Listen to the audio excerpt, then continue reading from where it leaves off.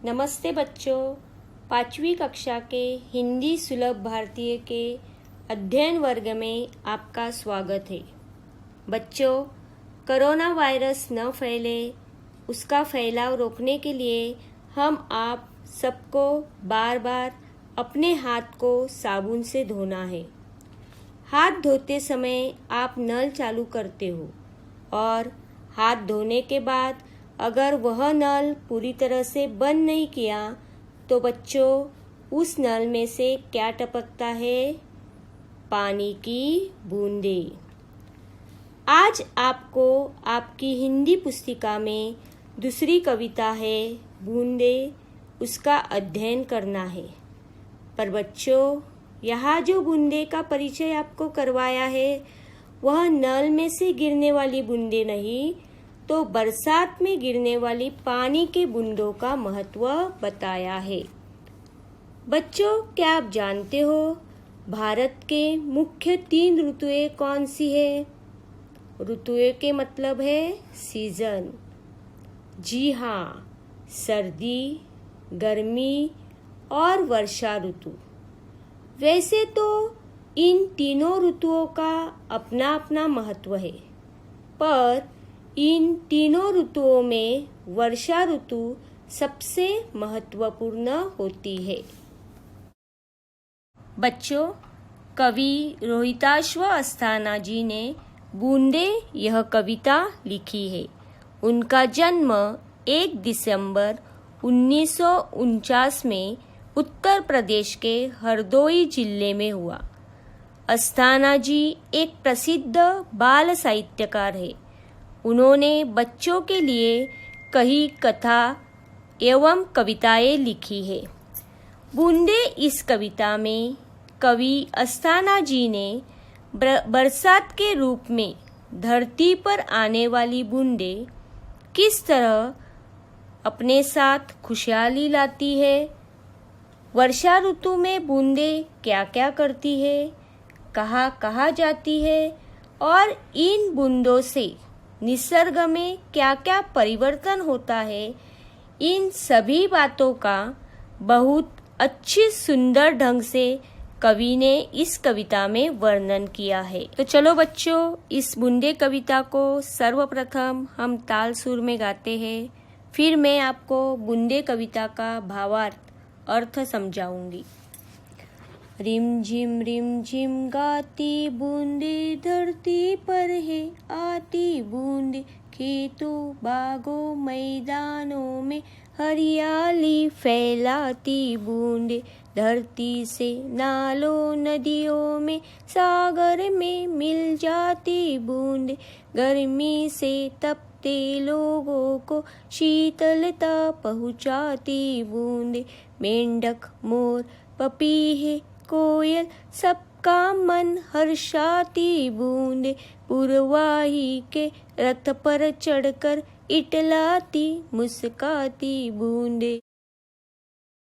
बच्चों, अभी मैं आपको इस कविता का अर्थ बताती हूँ। रिमझिम गाती बूंदे धरती पर है आती बूंदे।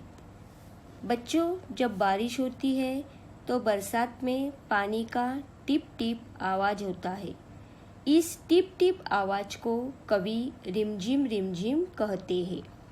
बरसात की बूंदें जब भी धरती पर आती है तभी मानो हमें ऐसा लगता है कि वह रिमझिम करती हुई गाती हुई धरती पर आ रही है। धरती का मतलब है जमीन। आगे देखो, खेतों बागों मैदानों में हरियाली फैलाती बूंदे। हरियाली का मतलब है हरे भरे।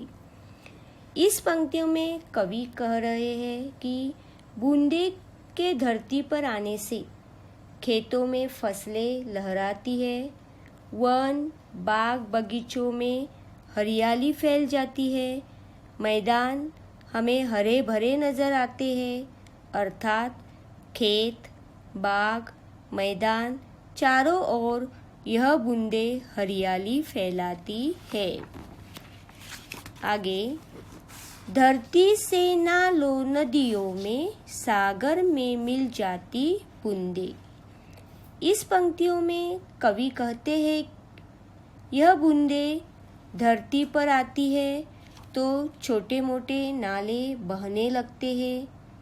इन नालों से गुजरती हुई वे बूंदे नदी में पहुंच जाती है और नदी जब सागर में मिल जाती है तभी यह बूंदे नदी के साथ सागर में मिल जाती है। गर्मी से तपते लोगों को शीतलता पहुंचाती बूंदे। इस पंक्तियों में कवि कह रहे हैं इन बूंदों के आने से गर्मी से परेशान लोगों को राहत मिलती है, क्योंकि बूंदे गर्मी से परेशान हुए लोगों को शीतलता का अर्थ है ठंडक पहुंचाती है। मेंढक मोर पपीहे कोयल सबका मन हर्षाती बूंदे। इस पंक्ति में कवि कह रहे हैं यह बूंदे जब धरती पर आती है तब मिट्टी में छिपे मेंढक टर टर आवाज करते हैं। आपने सुना होगा बच्चों, बारिश होती है तभी मेंढक का टर टर आवाज हमें सुनाई देता है। मोर अपने पंख फैलाकर नाचने लगता है। पपीहा पीहू पीहू आवाज करता है और कोयल कू कू करते हुए गाती है। अर्थात यह बारिश की बूंदें केवल मनुष्य को ही नहीं तो सभी पशु पक्षियों का मन हर्षाती है। हर्षाना इसका अर्थ है खुश करती है। अंतिम पंक्तियों में कवि क्या कह रहे हैं देखो, पुरवाही के रथ पर चढ़कर इटलाती मुस्काती बूंदे। पुरवाई यानी पूरब दिशा से बहने वाली हवा। इस पंक्ति में कवि कह रहे हैं ऐसा लगता है कि यह बूंदे पूरब दिशा से बहने वाले हवा के रथ पर सवार होकर इटलाती का मतलब है इतराती, नखरे दिखाती, मटकाती, हंसती हुई धरती पर आती है और चारों ओर हरियाली खुशहाली फैलाती है। तो बच्चों, कवि रोहिताश्व अस्थाना जी ने इस कविता के माध्यम से बरसात के बूंदों का अपने जीवन में क्या महत्व है यह स्पष्ट किया है।